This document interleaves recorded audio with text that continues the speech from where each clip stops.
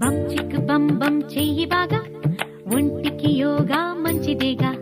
లేజీగా ఒళ్ళు పెంచుకోక, నాజూగా ఉంచు తీగలాగా. ఈజీగా